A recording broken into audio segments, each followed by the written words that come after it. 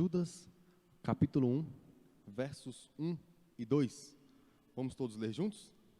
Judas, servo de Jesus Cristo e irmão de Tiago, aos chamados, amados em Deus Pai e guardados em Jesus Cristo, a misericórdia, a paz e o amor vos sejam multiplicados. Meus irmãos, certa vez, um homem foi preso, acusado de assassinar um casal de idosos. Este homem, em sua defesa, ele afirmou que no momento do crime, ele estava do outro lado da cidade. Porém, sem poder evidenciar a sua afirmação, este homem foi preso.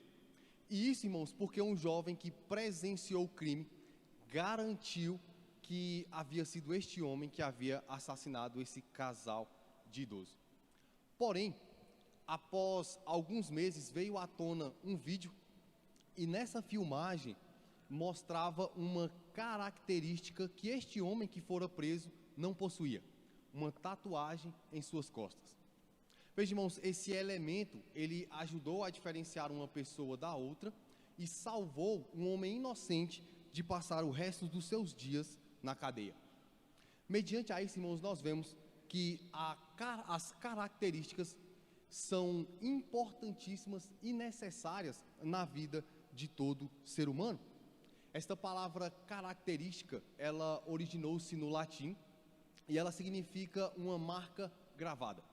No seu sentido figurado, ela foi compreendida como uma impressão ou como uma marca, e ela passou então a ser usado como uma qualidade que definia algo ou alguém.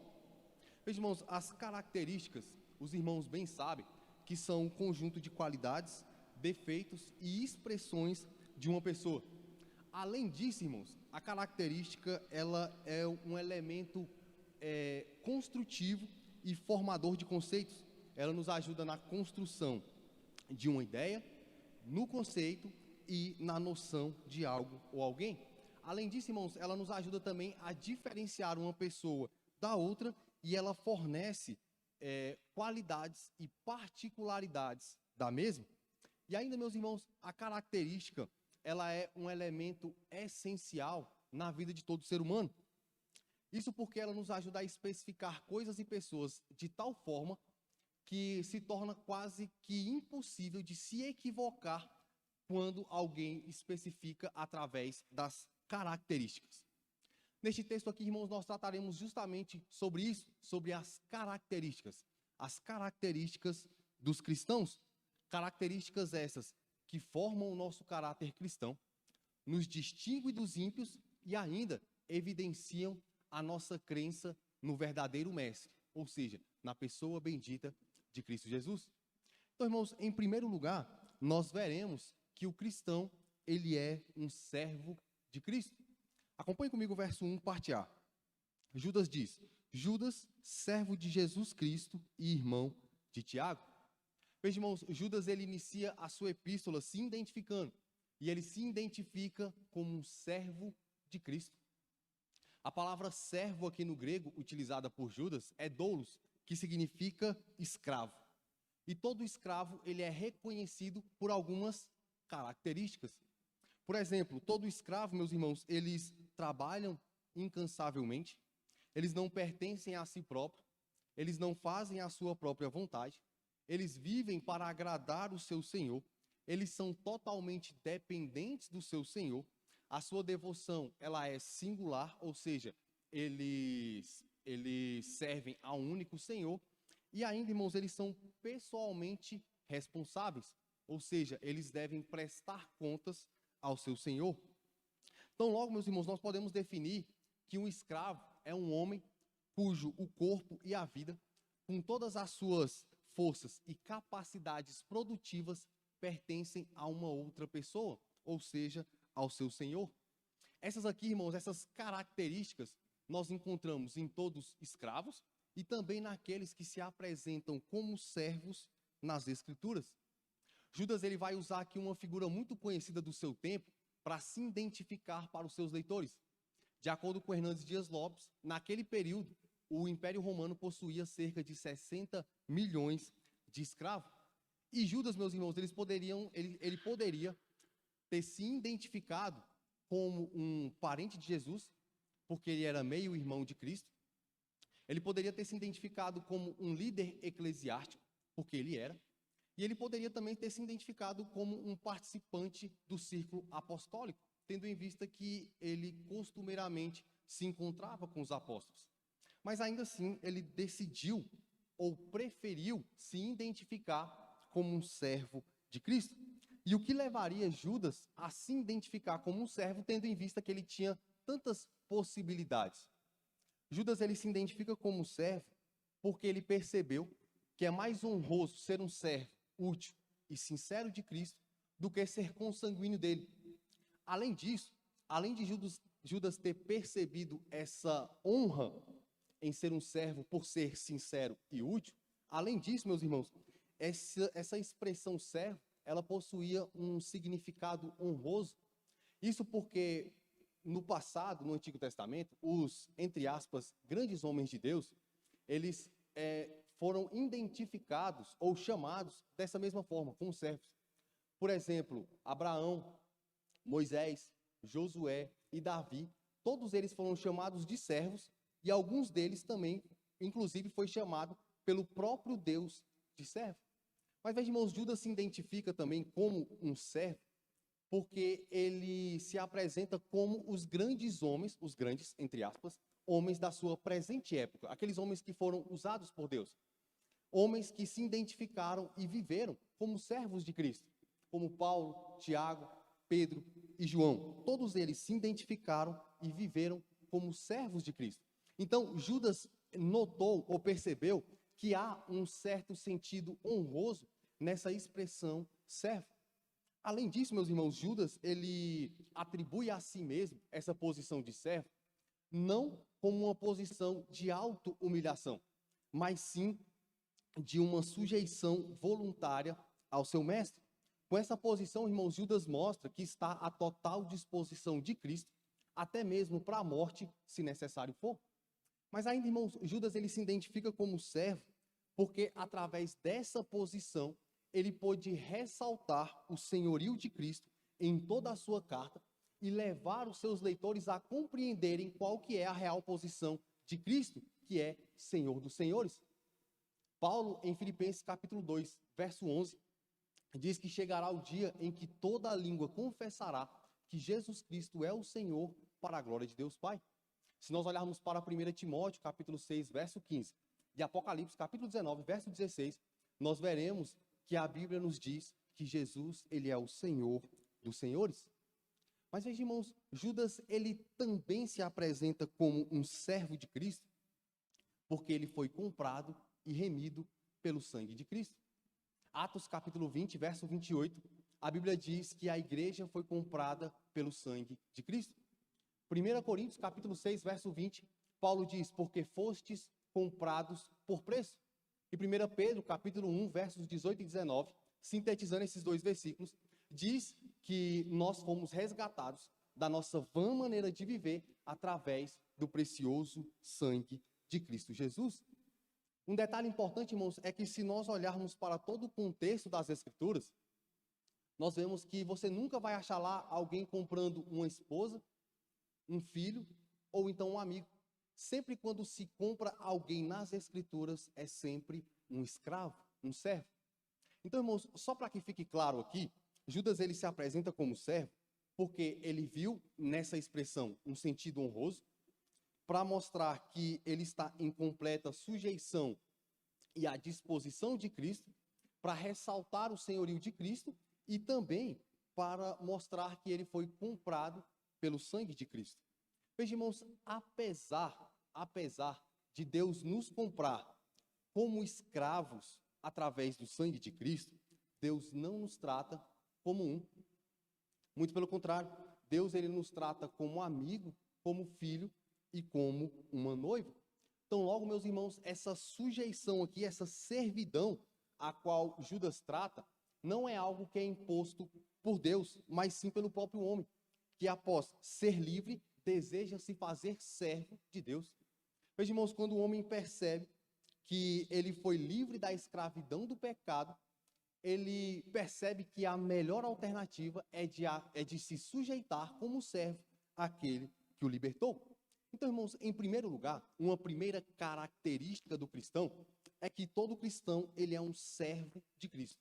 Apesar de Deus não nos tratar como mas sim como noiva, como filho e como amigo, todo cristão ele é comprado pelo sangue de Cristo.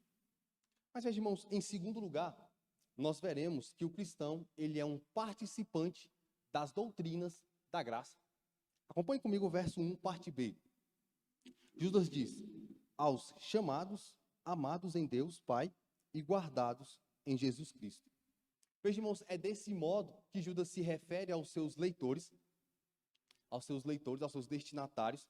E este grupo aqui, com 3 palavras, eles trazem consigo algumas revelações. Eles revelam o profundo compromisso do autor com as doutrinas da graça, graça irresistível, eleição incondicional e perseverança dos santos. Eles revelam também que a Trindade, ela está comprometida com a redenção dos pecadores. O Espírito Santo chama irresistivelmente. Deus Pai elege desde antes da fundação do mundo. E o Deus Filho, ele dá a segurança da salvação. E ainda, irmãos, essas 3 palavras, chamados, amados e guardados, eles acentuam o fato de que a salvação é uma obra exclusiva de Deus. Assim como diz Jonas, capítulo 2, verso 9, a salvação pertence ao Senhor. A salvação é o resultado da soberania, do poder e do amor de Deus. Ela se inicia na eternidade, caminha através do tempo e culmina na eternidade.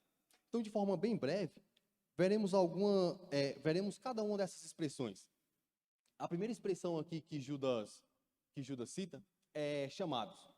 Com essa expressão, irmãos, Judas se dirige a todos aqueles que foram chamados das trevas para a luz, da escravidão para a liberdade e da condenação para a salvação.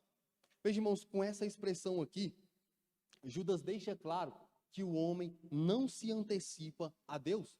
Ou seja, o homem não escolhe a Deus e não vai até ele enquanto este não o chamar. Até porque, meus irmãos, de acordo com Romanos, capítulo 3, versos 10 a 12, na humanidade não há um justo, nenhum sequer. Não há quem entenda, não há quem busque a Deus, não há quem faça o bem, não há nenhum só. Todos se desviaram. Todos os homens são depravados, corruptos e corrompidos. Se Deus não chamasse os homens, todos pereceriam no inferno por toda a eternidade. Veja, irmãos, além disso, essa expressão, chamados, ela nos mostra que o homem não tem mérito nenhum na salvação, não tem participação na sua salvação, e a salvação não é uma decisão pessoal do homem, mas sim uma resposta ao chamado soberano, eficaz e irresistível de Deus através da pregação do Evangelho. É por isso que Jesus, em João capítulo 15, verso 16, diz: não fostes vós que me escolhestes a mim.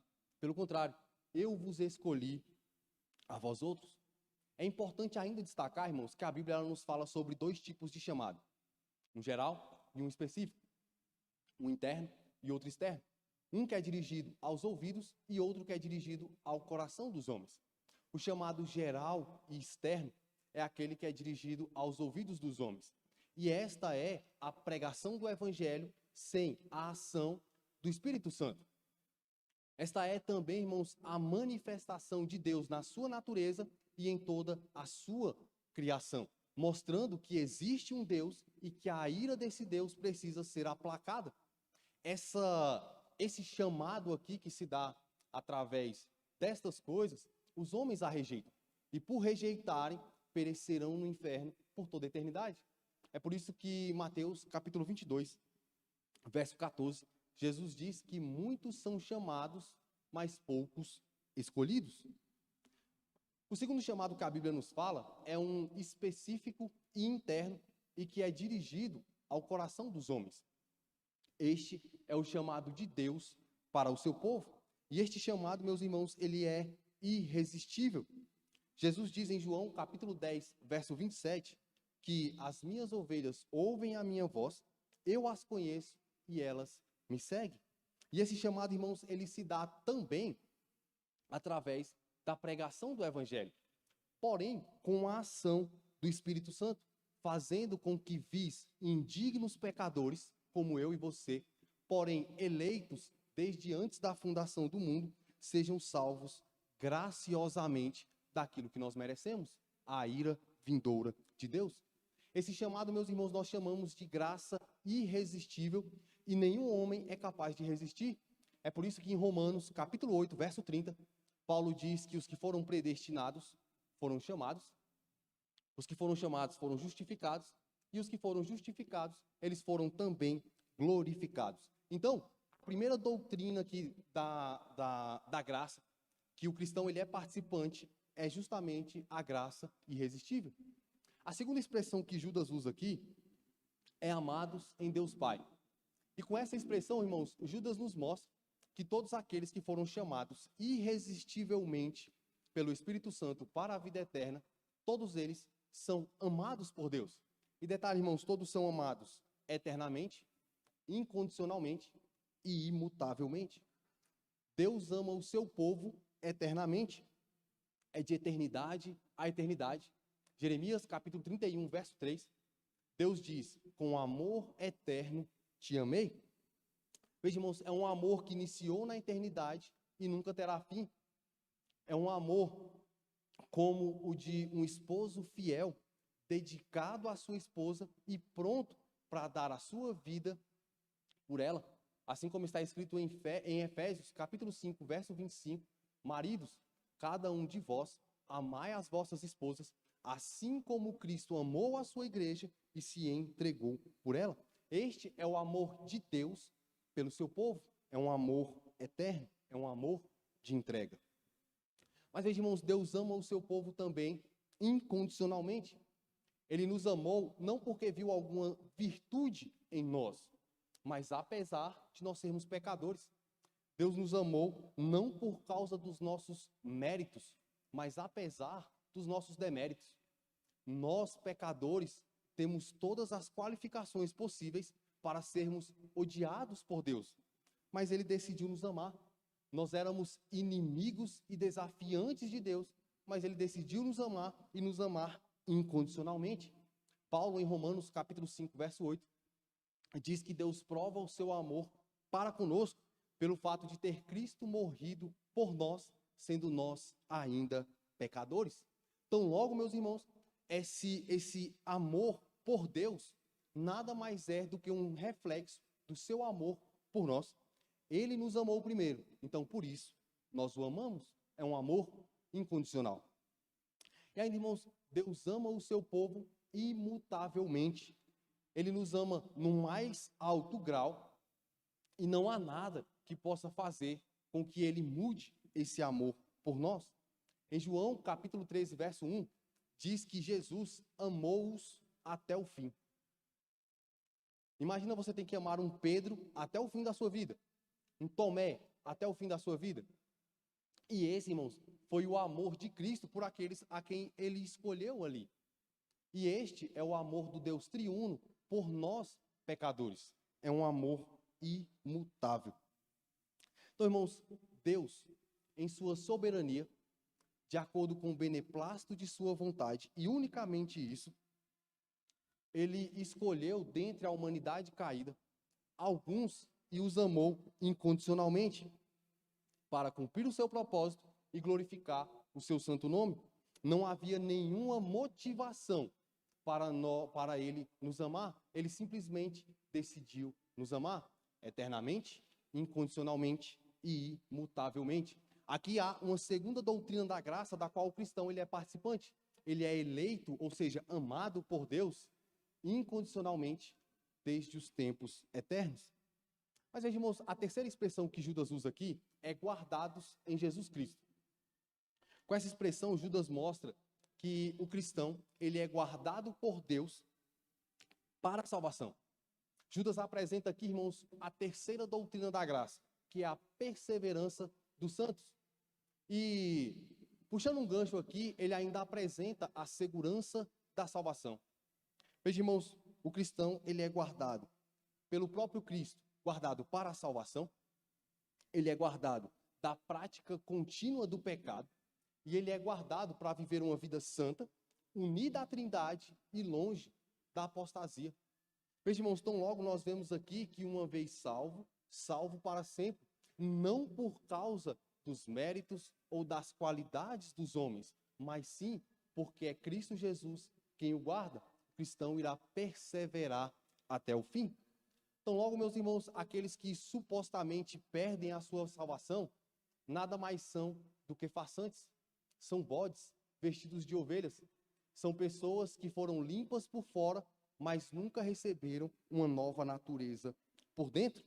Veja, irmãos, se perdeu a salvação, é porque não fazia parte dos nossos. Se perdeu a salvação, é porque nunca a possuiu. A salvação, meus irmãos, ela não se perde. Ela não se perde porque você não a conquistou. Não é algo que está em seu domínio para que você possa perder. A salvação, meus irmãos, ela não se perde porque Cristo Jesus, de acordo com Judas capítulo 1, verso 2, é Cristo Jesus quem guarda o seu povo. Veja, irmãos, a salvação ela não se perde porque nada poderá nos separar do amor de Deus em Cristo Jesus. A salvação não se perde porque ninguém poderá arrebatar o seu povo das mãos do Pai e do Filho. Veja, irmãos, a salvação não se perde porque aquele que começou a boa obra há de terminar. É uma promessa de Deus. Filipenses capítulo 1, verso 6. Veja, irmãos, a salvação ela não se perde porque Cristo garantiu que estaria com os seus até a consumação dos séculos. Então aqui uma terceira doutrina da graça da qual o cristão ele é participante é a perseverança dos santos. Então, meus irmãos, em segundo lugar, uma segunda característica do cristão é que ele é um participante das doutrinas da graça. Ele é chamado irresistivelmente, ele é um eleito por Deus Pai desde antes da fundação do mundo, e ele irá perseverar não por causa das suas forças, mas porque é Cristo Jesus quem o guarda e quem o sustenta. Mas, veja, irmãos, em terceiro e último lugar, nós veremos que o cristão é um experimentador. Acompanhe comigo o verso 2. Judas diz: a misericórdia, a paz e o amor vos sejam multiplicados. É importante, irmãos, ressaltar aqui que essas pequenas saudações eram pequenas orações que o remetente fazia em favor dos seus destinatários, e Judas, ao desejar tais coisas aos seus leitores, ele cria um vínculo de afeto com eles. E esse vínculo de afeto, ele é importantíssimo, porque essa carta ela vai assumir um tom pesado um pouco mais para frente, porque Judas ele vai atacar os falsos mestres com muito rigor, diferentemente dos seus destinatários, a quem ele saúda e deseja o bem. E ele deseja que os seus leitores experimentem a misericórdia, a paz e o amor de Deus. Veja, irmãos, a misericórdia, os irmãos bem sabem, que consiste em Deus não nos dar aquilo que nós merecemos. Nós merecemos a ira vindoura de Deus. Nós merecemos o inferno por conta dos nossos pecados. Mas Deus, em sua graça, transferiu a nossa culpa e o nosso castigo para o seu amado Filho. Então, logo, o cristão ele não recebe aquilo que ele deveria receber. Pelo contrário, ele experimenta a misericórdia de Deus. Judas deseja que os seus leitores experimentem também a paz de Deus. E essa paz aqui não é ausência de tribulação, não é ausência de aflição. E, inclusive, os seus destinatários estavam passando por momentos horríveis no seu contexto. Essa paz aqui, a qual Judas relata, é reconciliação com Deus. E que depois se transforma naquela paz que excede todo o entendimento, que é paz em meio às guerras. Veja, irmãos, então, a princípio, essa paz aqui é reconciliação com Deus. E isso, irmãos, porque todo homem vem a essa terra como um inimigo e filho da ira de Deus. Enquanto o homem estiver longe de Cristo, ele permanece como um inimigo de Deus. Porém, após se arrepender e crer em Cristo Jesus, ele é então reconciliado com Deus, usufruindo então dessa paz, dessa reconciliação com Deus. É por isso que em João, capítulo 14, verso 27, Jesus diz: deixo-vos a minha paz. Depois de reconciliados com Deus, então essa paz passa a ser aquela que excede todo o entendimento e que nós a usufruímos mesmo em meio às adversidades. Então, o cristão, ele experimenta a paz de Deus. A terceira expressão que Judas usa aqui, nesse versículo 2, é amor. E esse amor, irmãos, ele tem como base unicamente a bondade de Deus. E a maior manifestação do amor de Deus pelo seu povo é Cristo Jesus pregado na cruz do Calvário. Veja, irmãos, Deus mostra o seu amor por nós, pelos chamados, amados e guardados, enviando o seu unigênito Filho para morrer por nós, quando nós ainda éramos inimigos e desafiantes de Deus. Além disso, meus irmãos, é importante destacar que o amor dele por nós, o nosso amor por ele e o nosso amor entre nós, ele está estreitamente ligado. O nosso amor a Deus não é possível ou não é real sem o amor ao próximo, né? Quem não ama o irmão que vê não pode amar a Deus que não vê. E o seu amor, e é impossível nós o amarmos sem que ele tenha nos amado primeiro. Então, o cristão, ele experimenta esse amor de Deus. Há quem diga, irmãos, que um dos objetivos de Judas trazer essa tríade, esse conjunto de 3 palavras, era confortar os seus leitores, tendo em vista a situação em que eles viviam no seu contexto. A misericórdia de Deus os sustentaria em tempos difíceis, a sua paz lhe daria a calma necessária quando o mal abundasse, e o amor os asseguraria e os preservaria em meio aos perigos. Veja, irmãos, Judas está aqui desejando que os seus leitores experimentem a misericórdia, a paz e o amor de Deus, que provém unicamente por meio de Jesus Cristo, e que essas coisas podem ser multiplicadas. Acompanhe comigo no verso de número 2, no finalzinho, ele diz: vos sejam multiplicados. E essa multiplicação acontece no decorrer da nossa caminhada cristã. Quando nós fraquejamos, enfrentamos dificuldade, caímos, ou então quando nós também aprendemos mais de Cristo, da sua palavra, da sua graça e daquilo que ele fez por nós, pecadores.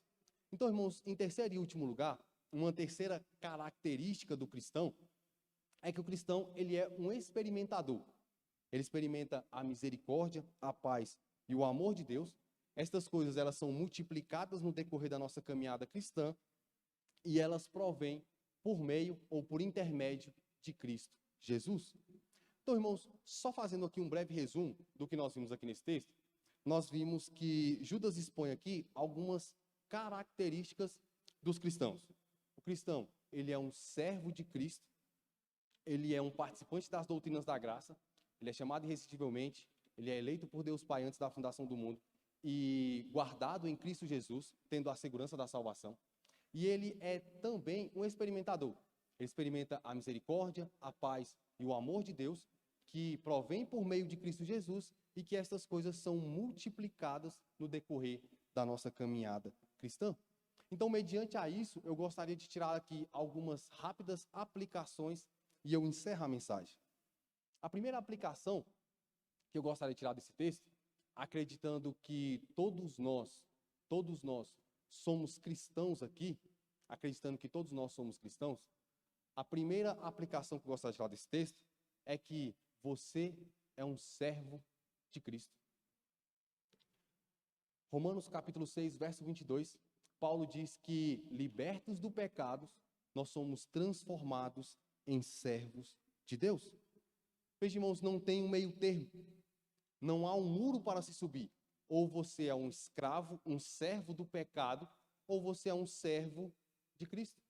Não há meio termo. Ou você serve ao pecado, ou você serve a Cristo. Além disso, meus irmãos, todos os cristãos, todos, foram comprados através do sangue de Cristo Jesus derramado na cruz do Calvário. Nenhum cristão pertence a si mesmo, faz a sua vontade ou vive para si próprio. Veja, irmãos, todos, sem exceção, são servos, doulos, escravos de Cristo.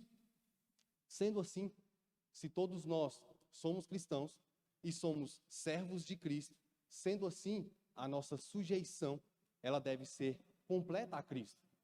Sendo assim, os nossos serviços e habilidades, eles devem ser empregados primeiramente no reino daquele que nos comprou através do seu sangue. Veja, irmãos, sendo assim, nós vemos que no cristianismo não há espaço nem para senhores e nem para estrelas. Sendo assim, nós vemos que a posição mais alta que todos nós podemos chegar, independente das nossas habilidades, qualidades, qualificações ou capacitações, é a posição de servo.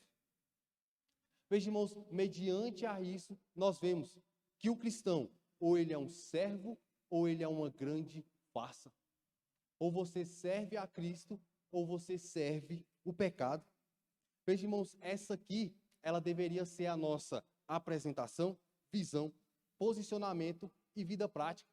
Nós deveríamos nos apresentar e viver como servos de Cristo. O grande problema, meus irmãos, é que muitas das vezes nós estamos desejosos em sermos grandes. Nós estamos desejosos em vivermos para nós mesmos. Nós estamos desejosos e queremos fazer as nossas próprias vontades e viver de acordo com os nossos deleites. Veja, irmãos, o nosso grande problema é que nós queremos construir os nossos reinos e estabelecer as nossas leis. O grande problema é que nós queremos viver de acordo com o nosso querer e a nossa vontade e ser donos dos nossos próprios narizes, quando na verdade nós somos chamados por Deus para servir Cristo e a sua igreja, servir o próximo e servir o reino daquele que nos comprou. Veja, irmãos, nós precisamos urgentemente aprender a servir. Assim como disse Albert Einstein, nós precisamos trocar o ideal de sucesso pelo ideal de serviço. Nós precisamos ser servos bons e úteis, preparados para todas boa obra. Veja, irmãos, além disso, além de visão, posição, vida prática e apresentação, nós precisamos também ter a mentalidade de um servo. Nós precisamos ter sempre em mente a ideia de servir. Nós podemos ter tudo para ser excelentes servos e não ter a proatividade de um. Lembre-se, meu irmão, que Deus nunca te tratará como um escravo, à luz daquilo que nós imaginamos. Deus nunca te tratará. Mas você foi comprado como um. Então, seja e viva como um servo de Cristo.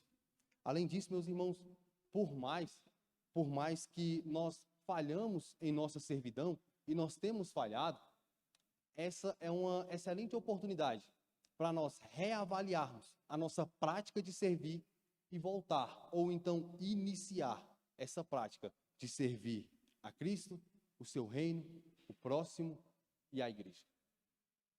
Mas veja, irmãos, uma segunda lição, aplicação que eu gostaria de tirar desse texto, é que ser um servo nada mais é do que ser um imitador de Cristo. Veja, irmão, ser um servo não é algo desonroso. Ser um servo de Cristo não é algo desonroso. Muito pelo contrário. Ser um servo é você se conformar e viver como Cristo Jesus. Filipenses capítulo 2, verso 7. Paulo diz que Jesus a si mesmo se esvaziou, assumindo forma de servo. Mateus capítulo 20, verso 28. Jesus diz que o Filho do Homem não veio para ser servido, mas para servir. Veja, irmãos, Jesus ele foi o maior servo da história da humanidade. Então seja, haja e viva como Cristo. Seja um imitador de Cristo. Seja um servo bom e fiel, preparado para toda boa obra. Mas veja, irmãos, uma terceira aplicação que gostaria de tirar desse texto é que você foi chamado. Você foi chamado. E isso, meus irmãos, implica na exclusão do livre-arbítrio. Veja, irmãos, ninguém se antecipa a Deus. Ninguém vem a Cristo por decisão própria. Ninguém escolhe ou então aceita a Cristo. Muito pelo contrário, Ele nos chama e ainda nos capacita para respondermos positivamente a este chamado. Meus irmãos, no Éden, nós perdemos o nosso poder de escolha. Desde então, o nosso arbítrio, ele é escravizado pelo pecado. E todos nós viemos a este mundo já espiritualmente mortos nos nossos delitos e pecados. Mas Deus, unicamente pela sua graça e misericórdia, unicamente por isso, Ele nos chama. Ele nos chama da morte para a vida, da escravidão para a liberdade e da condenação para a salvação. E é importante, irmãos, nós entendermos isso, porque isso resulta em glórias unicamente a Ele. Eu não tenho participação e nem mérito na salvação. Se Deus não me chamasse, eu estaria perdido por toda a eternidade. Veja, irmãos, e isso resulta em glórias, louvor, honra, poder e majestade unicamente a Jesus Cristo. Mas veja, irmãos, uma penúltima aplicação que eu gostaria de tirar desse texto é que Judas aqui nos apresenta a doutrina da segurança da salvação. Uma vez salvo, salvo para sempre. Essa doutrina, ela é clara e manifesta nas Escrituras. O Espírito Santo irá chamar eficazmente todos os eleitos de Deus. Deus Pai irá começar e terminar a boa obra, e o Deus Filho dará a segurança da salvação. Mediante a isso, irmãos, nós vemos que tudo que nós precisamos fazer é pregar. Nós precisamos pregar para aquele colega de trabalho, para aquele colega de faculdade, para aquele colega da rua, da sua própria casa, da sua família. Por quê? Porque Deus irá chamar eficazmente os seus eleitos e irá dar segurança da salvação. Uma última aplicação, irmãos, deste texto, é que eu gostaria de lhe convidar mais uma vez a olhar para este texto, a olhar e reparar como que Judas está primordialmente comprometido em anunciar Cristo Jesus. É incrível, meus irmãos, como que, em poucas palavras, Judas se empenha de uma forma inigualável a proclamar a pessoa de Jesus Cristo. Acompanhe comigo. Versículo 1, parte A. Ele se apresenta como um servo de Cristo, um escravo de Cristo, mostrando o seu senhorio e o exaltando como Senhor e soberano. Verso 1, parte B. Ele mostra que Cristo está diretamente ligado à salvação e à redenção do pecador, junto com Deus Pai e Deus Espírito Santo. E verso 2, ele mostra, ele anuncia a misericórdia, a paz e o amor que são decorrentes da vida, morte, ressurreição e ascensão de Cristo Jesus. O cristão só recebe tais bênçãos por causa de Jesus Cristo. Ou seja, o ensino as escritas de Judas, elas estão centradas em Cristo Jesus.